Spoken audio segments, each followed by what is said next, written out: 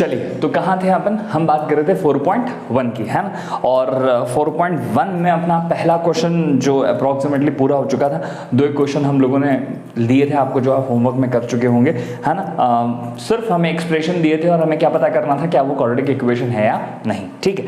अब जो second question है, इस सेकंड क्वेश्चन में हमें क्या करना है? तो इस सेकंड क्वेश्चन में हमें काम करना है, पहले स्टेटमेंट प्रॉब्लम पढ़कर क्या फॉर्म करनी है। तो सर स्टेटमेंट पूरा पढ़कर हमें फॉर्म करनी है क्वाड्रेटिक इक्वेशन, मगर क्या सॉल्व करना है? तो सॉल्व नहीं करना है, क्योंकि हमें अभी मेथड्स नहीं आती, है ना। हम भी इसके बाद वाली एक्सरसाइज में हमें क्या पता पड़ेंगी, वो सारी क्वाड्रेटिक इक्वेशन सॉल्व करने की मेथड। अभी सिर्फ हमको उन्होंने क्या दिया है, उन्होंने हमको एक एग्जाम्पल के तौर पर बताया है कि हो सकता है सारी की सारी क्वाड्रेटिक इक्वेशंस डायरेक्टली बनकर आपके सामने ना रखी हों, सॉल्व करने के लिए, सॉल्यूशन निकालने के लिए आपके पास चैप्टर्स में स्टेटमेंट प्रॉब्लम्स भी होंगी। उन स्टेटमेंट प्रॉब्लम से पहले आपको क्या बनानी पड़ेंगी? क्वाड्रेटिक इक्वेशन, ठीक है। तो पहला प्रॉब्लम ये है कि जब इस तरह के स्टेटमेंट वाले क्वेश्चंस आपके पास कहाँ होंगे? आपके पास आपके मेन एग्जामिनेशन के पेपर में होंगे।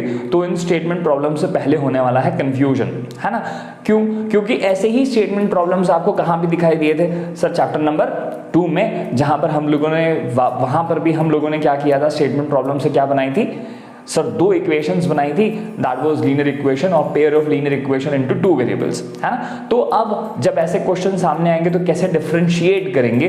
तो हम पहले एक क्वेश्चन परफॉर्म करते हैं और उस क्वेश्चन परफॉर्म करके मैं आपको 2 चीजें उसमें आइडेंटिफाई करवाता हूं, जिससे आपका कंफ्यूजन हो जाएगा ओवरकम, कि कब क्वेश्चन हमारे लिए पेयर ऑफ लीनियर इक्वेशन का है और कब क्वेश्चन हमारे लिए क्वाड्रेटिक इक्वेशन का है, ठीक है। चलो, सो हम बात कर रहे हैं question number first of second.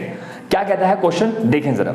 So the area of rectangular plot is 528 metre square. तो हमें कहा गया है कि एक रेक्टेंगुलर प्लॉट है और उसका एरिया हमें अवेलेबल है, so that is given as 528 metre square, ठीक है। तो सर ये रहा हमारे लिए रेक्टेंगुलर प्लॉट, और इस रेक्टेंगुलर प्लॉट का हमें जो एरिया दिया है, that area is given as 528 metre square, ठीक है।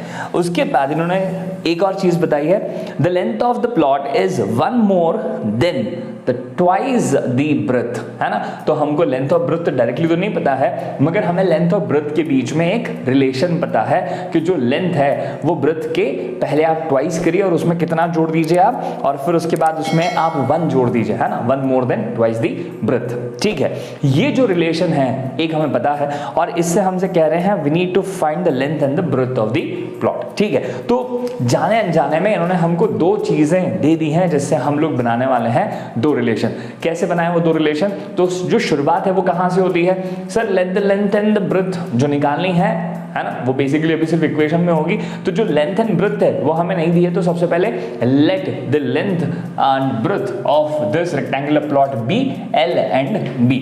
सो let the length and breadth of the rectangular plot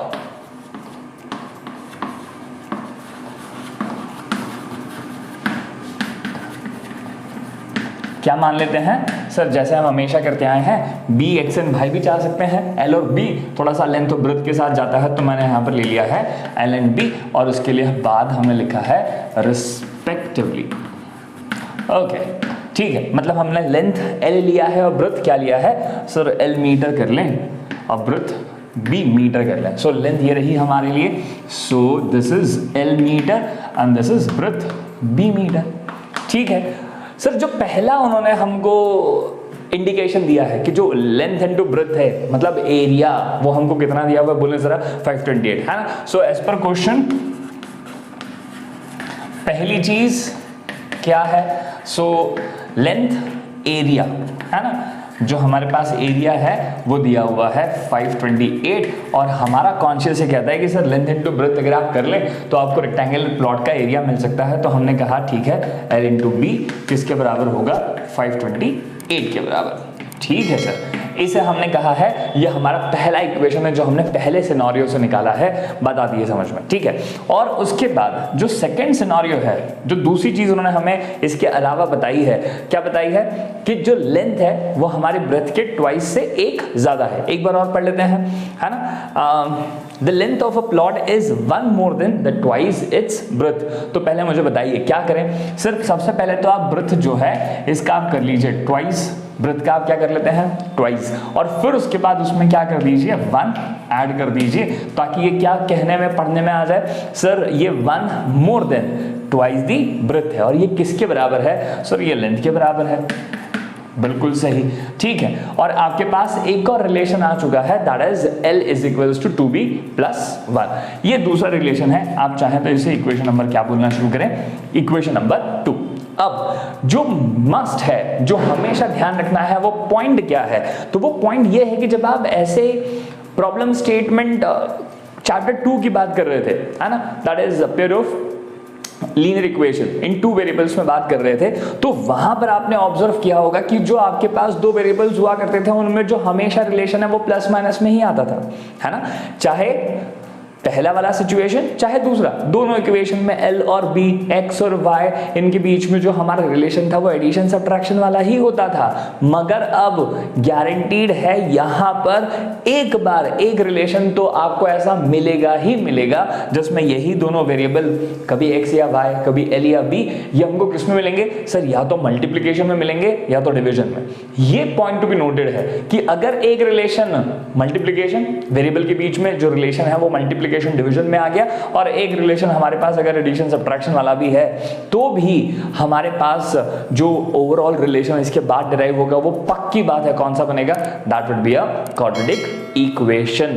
that is a clue, और you can find out as to distinguish, कैसे आइडेंटिफाई करोगे क्वेश्चन किससे है, क्वेश्चन हमारे लिए pair of linear equation in 2 variable से है या क्वेश्चन क्वाड्रेटिक इक्वेशन का है, ठीक है। तो अब चूंकि हमको यहाँ पे L into B is equals to 528 दिया है और दूसरा दिया है L का value that is 2b plus 1, substitution, यहाँ पर भी सब्स्टिट्यूशन काम कर सकता है। हम L का वैल्यू उठा के यहाँ रखते हैं और देखो फिर क्या होता है। So using equation number 1 and 2, है ना, हम लिखते ऐसा है, करते क्या है वो आपको पता है, we are substituting the value of L का वैल्यू 2b प्लस 1 उठाया और कहाँ रखा, इस इक्वेशन में। सो L की जगह पर हमने लिखा है 2b plus 1 into sir into b is equals to 528। बोलो क्या ये आसान है, क्या समझ में आता है ना। चलो फिर उसके बाद इस b का मल्टीप्लाई ब्रैकेट के साथ करेंगे तो क्या ये 2b स्क्वायर होगा, हाँ जी सर।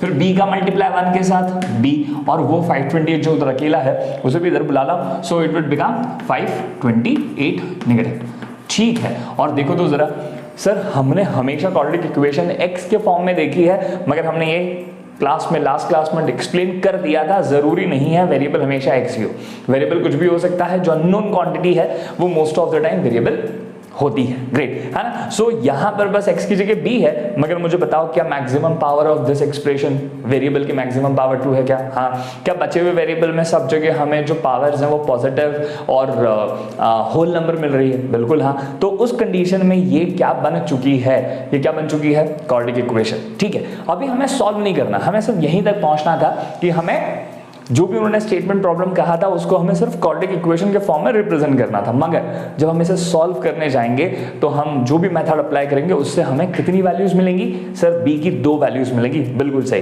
वो 2 वैल्यूज जब b की मिल जाएगी तो हम एक एक करके उसे यहाँ या फिर यहाँ पुटअप करेंगे, और इसी तरह से हमें हर एक b की वैल्यू के लिए l की भी 2 वैल्यूज मिल जाएगी और हमारा क्वेश्चन हो जाएगा दी एंड, ठीक है। फिलहाल नहीं करना है, फिलहाल सिर्फ हमें जो काम करना था that is to produce a quadratic equation with respect to the given statement problem. आती है बात समझ में, ठीक है। सो डन, लिखें, आगे बढ़ेंगे।